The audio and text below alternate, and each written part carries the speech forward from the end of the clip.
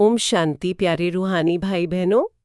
आज हम 14 अप्रैल 2026 की बाबा की मुरली के अनमोल मधुर महावाक्य सुनेंगे। जी ओम शांति। आज की इस रूहानी चर्चा की शुरुआत करते हुए मेरे मन में एक बहुत ही गहरा विचार आ रहा था। जी बताएं। हम सभी आत्माएं इस ज्ञान मार्ग पर हैं। रोज कितनी अच्छी अच्छी बातें सुनते हैं, बड़े बड़े आध्यात्मिक रहस्यों की महिमा करते हैं। बिल्कुल, ये तो हमारी दिनचर्या का हिस्सा है। लेकिन अक्सर ऐसा क्यों होता है कि हम कोई बहुत ऊंची बात सुनते हैं और बस ये कह के छोड़ देते हैं कि बात बहुत अच्छी है। हाँ, ये एक बहुत ही सामान्य स्थिति है। वो बात हमारे मूल स्वभाव का, हमारे रोजमर्रा के व्यवहार का हिस्सा बन ही नहीं पाती। सही कहा। ऐसा लगता है जैसे हम ज्ञान के इस विशाल सागर के किनारे खड़े हैं, उसकी लहरों की सुंदरता को निहार रहे हैं, लेकिन उस पानी में गहरे उतरने से मतलब पूरी तरह भीगने से कतराते हैं। बिल्कुल यही बात। आज की हमारी ये चर्चा इसी गहरे सवाल से शुरू होती है। बाबा ने आज की मुरली में हमारी इसी मानसिक अवस्था पर बहुत ही सुंदर प्रकाश डाला है। ये एक ऐसी दुविधा है जिससे हम सभी आत्माएं कभी ना कभी तो गुजरती ही हैं। बाबा ने इस अवस्था को बहुत ही सूक्ष्म तरीके से समझाया है। जी, मैं भी यही सोच रही थी कि बाबा कितनी सहज भाषा में गहरी बात समझाते हैं। उन्होंने प्रजा और सूर्यवंशी राजा रानी बनने के बीच का अंतर स्पष्ट किया है, और ये अंतर किसी पद या सिंहासन का नहीं है। तो फिर ये किस चीज का अंतर है? ये हमारी चेतना के स्तर का अंतर है। देखिए, जब हम किसी ऊंचे ज्ञान को सुनकर केवल यह कहते हैं कि बात बहुत अच्छी है, हाँ, और क्षणिक रूप से प्रभावित हो जाते हैं। जी, तो बाबा कहते हैं कि वो प्रजा बनने वाली अवस्था है। प्रजा अर्थात जो केवल किसी और की महानता को देखकर खुश होती है। सही कहा। प्रजा हमेशा राजा की जय जयकार करती है, लेकिन खुद राजा नहीं बनती। ये बात मन को बहुत छूती है। मतलब ज्ञान से केवल प्रभावित होना भी एक प्रकार की आध्यात्मिक निष्क्रियता है। बिल्कुल। राजा बनने का अर्थ है अपने ही मन और बुद्धि का शासक बनना, पढ़ाई पर पूरा अटेंशन देना। इसी संदर्भ में बाबा ने सत्यनारायण की सच्ची कथा का जिक्र किया है। ये बहुत ही महत्वपूर्ण बिंदु है आज का। दुनिया में तो लोग इसे बस एक धार्मिक कहानी की तरह किसी पंडित जी से सुनते आए हैं, प्रसाद लिया और कथा खत्म। हाँ, युगों युगों से हम यही करते आए हैं। कथाएं सुनते हैं, लेकिन आत्मा के स्तर पर कोई वास्तविक परिवर्तन नहीं होता। क्यों नहीं होता? क्योंकि हमने स्वयं को सिर्फ एक श्रोता मान लिया, जबकि बाबा जो सत्यनारायण की अमर कथा सुना रहे हैं उसमें हम स्वयं मुख्य पात्र हैं। कितना गहरा रहस्य है ये। हम खुद ही उस कहानी के नायक हैं। बिल्कुल, ये कोई बनी बनाई पौराणिक कथा नहीं है, बल्कि नर से नारायण बनने की एक व्यावहारिक प्रक्रिया है। और इस कथा को जीवन में उतारने के लिए बाबा ने जिस शक्ति का आह्वान किया है वो है अटेंशन। जी, अटेंशन यानी ध्यान। लेकिन आज की इस भागदौड़ भरी दुनिया में अटेंशन का वास्तविक अर्थ क्या है? आप इसे किस रूप में देखते हैं? मतलब हर पल हमारे फोन पर नोटिफिकेशंस आ रहे हैं, काम का इतना तनाव है, अनगिनत सूचनाएं हमारा ध्यान खींच रही हैं। सही बात है, मन बहुत बंटा हुआ रहता है।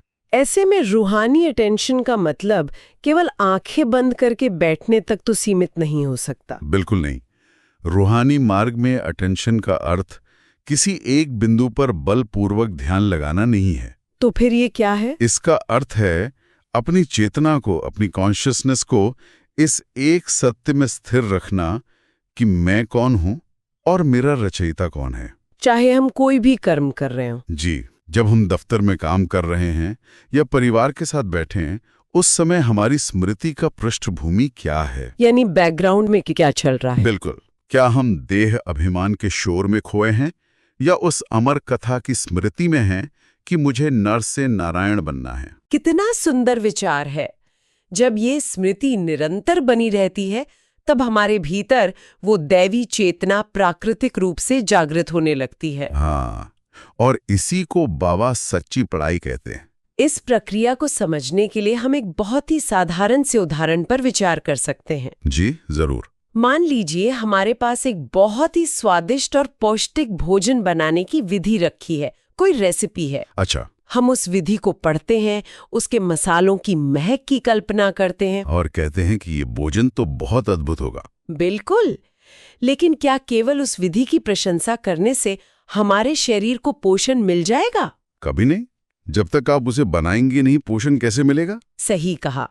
जब तक हम स्वयं रसोई की गर्मी बर्दाश्त नहीं करते, मसालों को सही अनुपात में नहीं मिलाते, तब तक वो विधि केवल कागज का एक टुकड़ा है। ये तुलना हमारी आध्यात्मिक स्थिति को पूरी तरह स्पष्ट कर देती है। कैसे? हम अक्सर ज्ञान के उस ड्राइंग रूम में बहुत आराम से बैठे रहना चाहते हैं, जहाँ केवल चर्चा होती है, जहां सब कुछ बहुत अच्छा और मीठा लगता है। जी।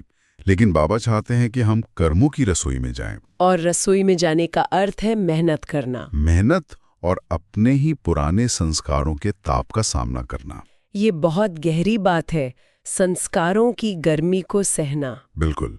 जब हम ईश्वरीय ज्ञान को अपने व्यवहारिक जीवन में लाते हैं, उस गर्मी को सहकर कर्म करते हैं, तभी वो ज्ञान हमारी आत्मा का असली पोषण बनता है। और इसी विशाल दृष्टिकोण को देने के लिए ही तो बाबा हमें 84 जन्मों के चक्र की वो महान स्मृति दिलाते हैं। सतयुग के उन 9 लाख देवताओं से लेकर कलयुग के अंत तक का पूरा भूगोल और इतिहास। बाबा कितनी सहजता से इतनी बड़ी बात समझा देते हैं, ताकि हम अपने आज के छोटे छोटे संघर्षों को एक बहुत बड़े परिदृश्य में देख सकें। जी, ये बहुत ही मुक्तिदायक विचार है कि हमारी वर्तमान स्थिति हमारी पूरी कहानी नहीं है। बिल्कुल।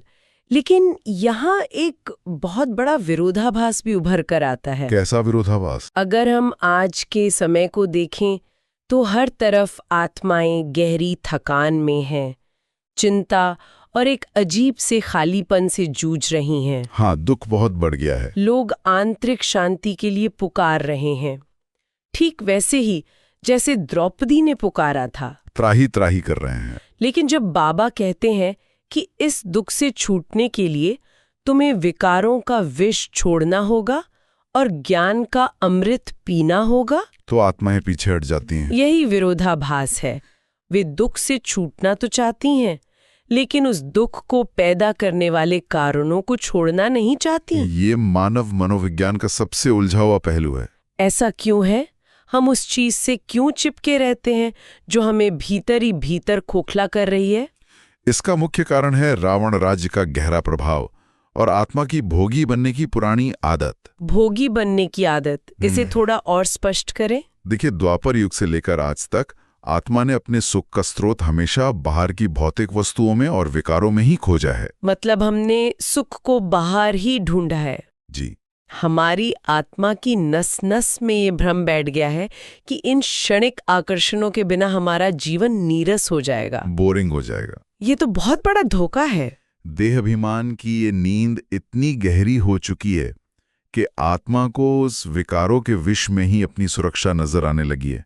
हम भूल गए हैं कि असली शांति का स्वाद कैसा होता है। बिल्कुल, जैसे किसी बीमार व्यक्ति को उसकी दवा कड़वी लगे और वो अपनी बीमारी से ही समझौता कर ले। ये बात मन को बहुत छूती है। आत्मा अपनी ही आंतरिक संपूर्णता को भूलकर बाहरी चीजों से वो शून्यता भरने का प्रयास कर रही है। और यही कारण है कि आज मनुष्य दिखावे में इतना उलझ गया है। हाँ, अगर हम देखें कि बाहरी दिखावे पर, कृत्रिम श्रृंगार पर आज कितना असीमित समय और धन खर्च किया जा रहा है। आर्टिफिशियल फैशन का तो जैसे एक सैलाब आ गया। लोग सोशल मीडिया पर एक पूर्ण तस्वीरें दिखाने के लिए अंदर से कितने टूटते जा रहे हैं। यही कृत्रिम श्रृंगार उसी आंतरिक शून्यता का परिणाम है। जब आत्मा भीतर से खाली महसूस करती है तो वो बाहर से खुद को भरा हुआ दिखाने का प्रयास करती है। जी। लेकिन बाबा हमारा ध्यान सतो प्रधान अवस्था की ओर खींचते हैं। सतो प्रधान अवस्था, जहां असली पवित्रता है। बिल्कुल। सतो प्रधान अर्थात आत्मा का वो मूल स्वरूप, जहां उसे बाहर से कुछ भी ओढ़ने की या चिपकाने की आवश्यकता नहीं होती। सतयुग की प्राकृतिक सुंदरता। हाँ, वो सुंदरता किसी प्रसाधन से नहीं आती, वो तो आत्मा की पवित्रता का सीधा प्रतिबिंब है। ये विचार कितना राहत देने वाला है। मतलब हमें स्वयं को साबित करने के लिए बाहर कुछ भी थोपने की आवश्यकता नहीं है। असली श्रृंगार तो पवित्रता का है। लेकिन इस पवित्रता को बचाए रखना आज के समय में एक बड़ी चुनौती लगती है। चुनौती तो है, क्योंकि माहौल ऐसा है। बाबा ने कहा है, बुरा ना देखो, बुरा ना बोलो। जी, see no evil, talk no evil. पर जब हम घर से बाहर निकलते हैं या अपना फोन ही खोलते हैं तो हर तरफ नकारात्मकता और व्यर्थ बातों का शोर है। बहुत शोर है। ऐसे में आत्मा खुद को कैसे बचाए? यहीं पर हमें यह समझना होगा कि बुरा न देखना केवल आंखों को बंद करना नहीं है। तो फिर इसका सूक्ष्म अर्थ क्या है? यह असल में अपनी ऊर्जा का संरक्षण है, अपनी एनर्जी को बचाना है। ऊर्जा का संरक्षण। जब हम व्यर्थ की बातें सुनते या बोलते हैं तो हम अनजाने में अपनी आत्मा की सबसे कीमती ऊर्जा को लीक कर रहे होते हैं। हमारी शक्ति व्यर्थ में बह जाती है। बिल्कुल। बाबा कहते हैं कि अगर छोटी छोटी कुमारियां भी इस पवित्रता के विज्ञान को गहराई से समझ लें और अपने संकल्पों पर पहरा देना सीख जाएं, जी, तो वे बड़े बड़े लोगों का सर झुका सकती हैं। कितनी बड़ी बात है ये। एक साधारण सी कुमारी दिग्गजों का सर झुका सकती है। क्योंकि सच्ची पवित्रता में एक ऐसी रूहानी अथॉरिटी होती है जिसे दुनिया की कोई भी भौतिक शक्ति चुनौती नहीं दे सकती। वो रूहानी शक्ति ही सबसे बड़ी शक्ति है। सही कहा। इस रूहानी अथॉरिटी को प्राप्त करने के लिए बाबा आज की मुरली में एक बहुत ही गहरे शब्द का प्रयोग करते हैं। कौन सा शब्द? मर्जीवा भव, जीते जी मर जाना। ये शब्द सुनने में थोड़ा भारी लगता है, लेकिन इसका अर्थ बहुत सुंदर है। अगर हम इसे पूरी तरह व्यवहारिक धरातल पर लाएं तो इसका अर्थ क्या है? जी, इसे समझना बहुत जरूरी है। मान लीजिए मुझ में क्रोध का या किसी से ईर्ष्या करने का कोई पुराना संस्कार है जो दशकों से मेरे साथ है, जो आपकी पहचान ही बन चुका है। हाँ, तो उस पुराने संस्कार को मारने का पहला कदम क्या होना चाहिए? देखिए, मर्जीवा होने का अर्थ शरीर का त्यागना नहीं है। बिल्कुल नहीं। इसका अर्थ है उस देह अभिमान और शूद्रपन की चेतना को समाप्त करना। शूद्रपन अर्थात जहां हम कर्मेंद्रियों के गुलाम होते हैं। जी, और किसी पुराने संस्कार को खत्म करने का पहला कदम उससे लड़ना नहीं है। लड़ना नहीं है, लेकिन हम तो हमेशा यही सोचते हैं कि हमें अपनी कमियों से लड़ना है। यही तो रहस्य है। जब हम क्रोध या ईर्ष्या से लड़ते हैं तो हम असल में उसे अपना अटेंशन दे रहे होते हैं और ऊर्जा दे रहे होते हैं। ये तो बहुत ही नई दृष्टि है। मतलब हम जितना लड़ेंगे वो उतना मजबूत होगा। बिल्कुल। मर्जीवा बनने का अर्थ है उस पुराने संस्कार से अपना ध्यान पूरी तरह हटा लेना, उसे इग्नोर कर देना। जैसे शरीर बिना सांस के जीवित नहीं रह सकता, वैसे ही कोई भी पुराना संस्कार हमारे अटेंशन रूपी सांस के बिना जीवित नहीं रह सकता। कितना गहरा रहस्य है। बाबा कहते हैं कि पुराने संस्कार का एक सांस भी ना बचा हो, हमें उसे भूखा मारना है और अपनी ऊर्जा नए दैवी संस्कारों को देनी है। सही कहा। लेकिन अगर हम पुराने संस्कारों को भूखा मार रहे हैं तो आत्मा को किसी नई ऊर्जा से पोषित भी तो करना होगा ना? जी, खाली तो नहीं छोड़ सकते, ताकि वो खालीपन फिर से किसी नए विकार को जन्म न दे दे। बिल्कुल सही पकड़ी आपने बात। क्या यही कारण है कि बाबा अमृत वेले के परमात्मा स्नेह पर इतना अधिक जोर देते हैं? 100% यही कारण है। इसे हम एक स्पंज की कार्यप्रणाली से बहुत अच्छी तरह समझ सकते हैं। स्पंज का उदाहरण? ये कैसे लागू होता है? कल्पना कीजिए कि आपके पास एक बिल्कुल सूखा स्पंज है। ठीक है। अगर आप सुबह सुबह उस स्पंज को एक अत्यंत शुद्ध, निर्मल और मीठे जल से भरे बर्तन में डुबो दें तो क्या होगा? वह उस शुद्ध जल को पूरी तरह अपने भीतर सोख लेगा। बिल्कुल। अब दिन के समय अगर वो स्पंज किसी गंदे या कीचड़ वाले पानी के संपर्क में आता है जी, तो क्या वो उस गंदे पानी को सोख पाएगा? नहीं, बिल्कुल नहीं। क्यों? क्योंकि उसमें अब जगह ही नहीं बची है। वो पहले से ही शुद्ध जल से पूरी तरह भरा हुआ है। बस यही अमृत वेले का विज्ञान है। कितना सुंदर उदाहरण है ये। हमारा मन उसी स्पंज की तरह है। जब हम सुबह के उस शांत पहर में उठकर गहरे मौन में अपने मन को परमात्मा के निस्वार्थ प्रेम, शक्ति और ईश्वरीय ज्ञान से पूरी तरह भर लेते हैं तो वो स्पंज फुल हो जाता और है। फिर दिन भर की भागदौड़ में कर्मेंद्रियों का कोई भी आकर्षण, कोई भी क्रोध या तनाव हमारे भीतर प्रवेश नहीं कर पाता, क्योंकि जगह ही नहीं है विकारों के लिए। सही कहा। अमृत वेला केवल नींद से उठने का समय नहीं है, ये आत्मा की आंतरिक प्रोग्रामिंग को रीसेट करने का समय है। अगर हम इस पंच के सिद्धांत को अपने दिन के मध्य में लागू करें, जी बताइए। मान लीजिए दोपहर के 3 बजे हैं, जी, दफ्तर में काम की बहुत थकान है। वो समय बहुत चुनौतीपूर्ण होता है। उस समय हम देखते हैं कि कर्मेंद्रियों के वश होना असल में क्या होता है। बिल्कुल। जब सुबह हमारा स्पंज सूखा रह जाता है, जी जब हम वो रूहानी स्नेह नहीं सोख पाते, जी। तो दोपहर तक हमारी आंतरिक ऊर्जा पूरी तरह सूखने लगती है और फिर उसी खालीपन को भरने के लिए हमारा मन बाहरी आकर्षणों की तरफ भागता है। व्यर्थ की गपशप या किसी न किसी विकार की तरफ। ये बहुत ही सूक्ष्म विश्लेषण है। जी जब भीतर परमात्मा का स्नेह नहीं होता, जी। तो आत्मा बाहर स्नेह और सुख की भीख मांगती है। और इसी को कर्मेंद्रियों के अधीन होना कहते हैं। लेकिन जब हम उस ईश्वरीय पढ़ाई के रूहानी नशे में रहते हैं, जी, तो हमारी कर्मेंद्रियां हमारी मालिक नहीं बल्कि हमारी सेवक बन जाती हैं। हम दुनिया में रहते हुए भी उससे अलिप्त रहते हैं, न्यारे रहते हैं। और जब आत्मा इस प्रकार तृप्त और भरपूर होती है, तो उसका प्रभाव उसके बाहरी व्यवहार पर भी पड़ता है। स्वाभाविक रूप से पड़ता है। अव्यक्त इशारे में बाबा ने आज इसी भरपूर अवस्था के एक बहुत ही सुंदर लक्षण की बात की है। कौन सा लक्षण? नम्रता। मधुरता और नम्रता, जी, महानता का असली ताज। बाबा कहते हैं कि संगठन में सफलता प्राप्त करने के लिए नम्र चित्त के तख्त पर विराजमान रहो। नम्रता का तख्त बहुत ही सुंदर शब्द है।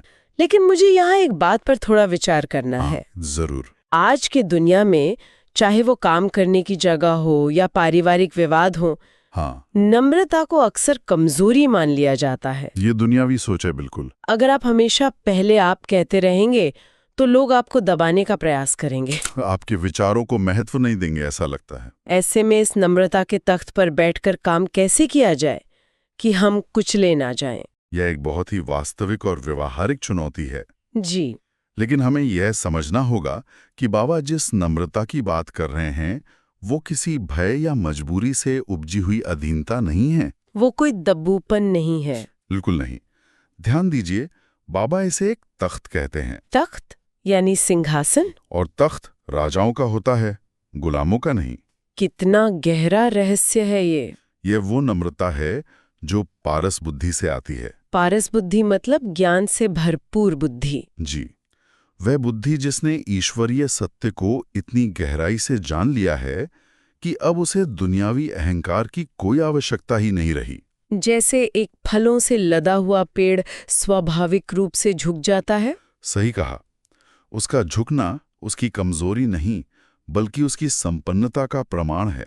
ये दृष्टिकोण तो बहुत स्पष्टता लाता है। मतलब जब हम पहले आप कहते हैं, तो हम डर कर पीछे नहीं हट रहे हैं, बल्कि हम एक ऊंचे सिंहासन पर बैठकर सामने वाले के अहंकार को जगह दे रहे हैं, ताकि टकराव को टाला जा सके। यही इसका मुख्य रहस्य है। इसे थोड़ा और स्पष्ट करें। जैसे अगर कोई विवाद हो रहा हो, मान लीजिए कार्य क्षेत्र में या परिवार में कोई व्यक्ति अपने अहंकार के कारण आप पर हावी होने का प्रयास कर रहा है। जी, अक्सर ऐसा होता है। और आप पलटवार करने के बजाय सच्चे मन से पहले आपका भाव रखते हैं। तो इसका परिणाम क्या होगा? असल में आप उस व्यक्ति के अहंकार को निहत्था कर रहे होते हैं, उसे दिशाम कर देते हैं। क्योंकि अहंकार को लड़ने के लिए सामने से भी तो अहंकार चाहिए होता है। बिल्कुल। जब आप उस युद्ध में शामिल ही नहीं होते, तो संस्कारों का टकराव स्वतः ही समाप्त हो जाता है। ये हारना नहीं है, ये तो संस्कारों को मिलाने की एक बहुत बड़ी कला है। और बाबा ने ये भी चेतावनी दी है कि इस तख्त से उतरना नहीं है। तख्त से उतरने का मतलब? जब कोई हमें कड़वा बोलता है और हम भी प्रतिक्रिया में कड़वे हो जाते हैं, तो इसका मतलब है कि हमने अपना राजा का तख्त छोड़ दिया। जी, और हम भी उसी स्तर पर आकर लड़ने लगे। और यही कारण है कि आज मनुष्य इतना थका हुआ महसूस करता है। शारीरिक काम से उतनी थकान नहीं होती जितनी मानसिक संघर्ष से होती है। हमारी सबसे ज्यादा ऊर्जा अपने अहंकार की रक्षा करने में, खुद को सही साबित करने में नष्ट होती है। दूसरों से वैचारिक युद्ध लड़ने में हम अपनी सारी शक्ति गंवा देते हैं। जब हम नम्रता के तख्त को छोड़ते हैं, तभी जीवन में संघर्ष और घुटन आती है। सही कहा आपने। नम्रता का तख्त असल में आत्मा के लिए सबसे सुरक्षित स्थान है। ये एक बहुत बड़ा सत्य है। हमारी सारी थकान का असली कारण वो तख्त छोड़ देना ही है। बिल्कुल। अगर हम आज की इस पूरी रूहानी यात्रा के मोतियों को एक धागे में पिरोएं, जी, एक सार निकालें, तो हमने देखा कि हमें ज्ञान के किनारे खड़े प्रजा से उठकर ज्ञान को अपनी चेतना में उतारने वाला राजा बनना है। हमने ये भी समझा कि विकारों का विष छोड़ना हमारी ही ऊर्जा को बचाने के लिए आवश्यक है, ताकि हम कृत्रिम दिखावे से मुक्त होकर अपनी सतोप्रधान प्राकृतिक सुंदरता को वापस पा सकें। और इसके लिए हमें अपने उन पुराने अवांछित संस्कारों से अपना ध्यान हटाना है। उन्हें मर्जीवा अवस्था तक ले जाना है। उन्हें अटेंशन रूपी सांस नहीं देनी है। और हर सुबह अमृत वेले अपने मन के उस स्पंज को परमात्मा के निस्वार्थ प्रेम से भरना है। शक्तियों से इतना भरपूर कर लेना है कि दिन भर की कोई भी नकारात्मकता उसमें प्रवेश न कर सके। और सबसे अंत में जब हम दिन भर के व्यवहार में आएं, तो अपने उस नम्रता के सिंहासन से नीचे ना उतरें। पहले आपकी भावना से दूसरों के अहंकार को शांत करें और खुद को उस व्यर्थ की मानसिक थकान से बचाएं। बिल्कुल। यह ईश्वरीय ज्ञान केवल सुनने के लिए नहीं, बल्कि हर पल जीने के लिए है। सही कहा। और आज की इस चर्चा को विराम देने से पहले मैं हम सभी रूहानी भाई बहनों के लिए एक बहुत ही गहरा विचार छोड़ना चाहूंगा। जी बताएं। आज दिन भर में जब भी आपके सामने कोई परिस्थिति आए, कोई वैचारिक मतभेद हो या मन में कोई पुराना विकार सिर उठाने लगे, तो स्वयं से बस एक पल रुककर पूछें, क्या मेरा स्पंज अभी भी सुबह वाले उस परमात्मा स्नेह से भरा हुआ है, या वो सूखने लगा है? क्या मैं इस परिस्थिति का सामना अपने नम्रता के तख्त पर बैठकर कर रहा हूँ, या मैं अपने देह अभिमान के स्तर पर नीचे उतर आया हूँ? इस एक प्रश्न को आज दिन भर अपने भीतर गूंजने दें। इसका मंथन करें। यह आत्मनिरीक्षण का बहुत ही शक्तिशाली साधन है जो हमें सारा दिन जागृत रखेगा। जी, इसी शांत, गहरी और मंथन करने वाली ऊर्जा को अपने भीतर संजोते हुए हम आज की इस रूहानी चर्चा को यहीं विराम देते हैं। आप सभी का दिन शुभ और आत्मिक आनंद से भरपूर हो। ओम शांति। ओम शांति।